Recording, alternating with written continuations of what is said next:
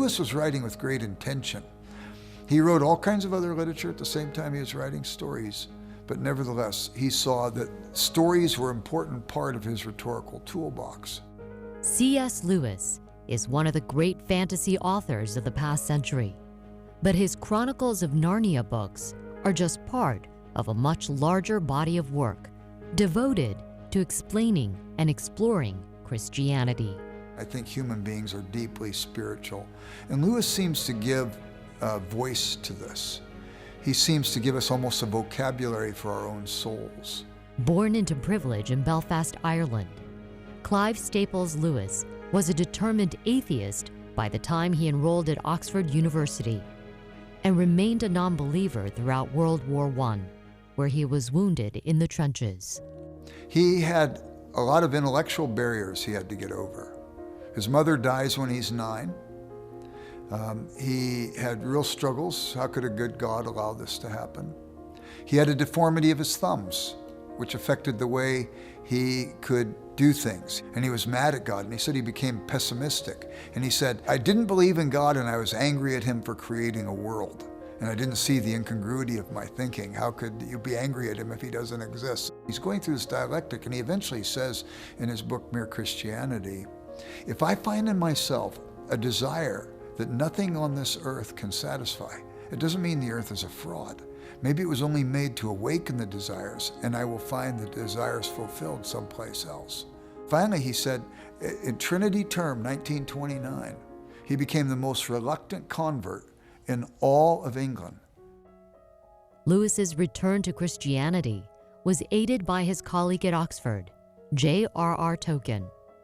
Their friendship shaped and influenced each other's works. When Lewis writes his science fiction books, the main character running through them is a guy named Ransom. He's a philologist. His first name, Elwyn Ransom. What does Elwyn mean? Friend of the elves. He modeled him after Tolkien. And Tolkien, of course, out of his love for Lewis, makes Treebeard, the character that he uses in The Lord of the Rings, modeled after Lewis. Tolkien said The Lord of the Rings would have never come out had it not been for Lewis's encouragement and critique. Lewis's own fantasy series, The Chronicles of Narnia, about a magical world inside a wardrobe, owed a reciprocal depth to Tolkien and became the best loved of his books.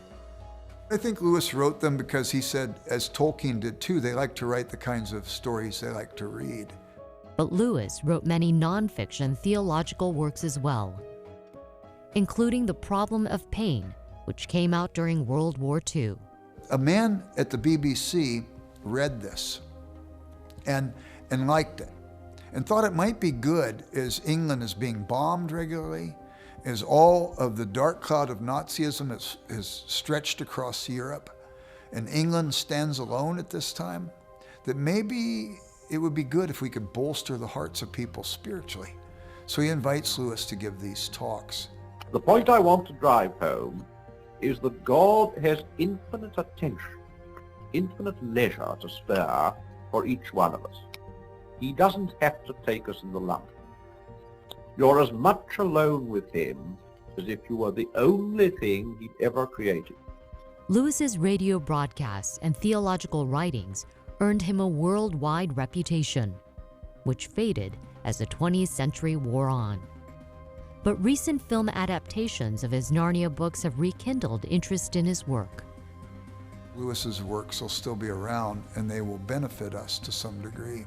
He opens more than wardrobe doors.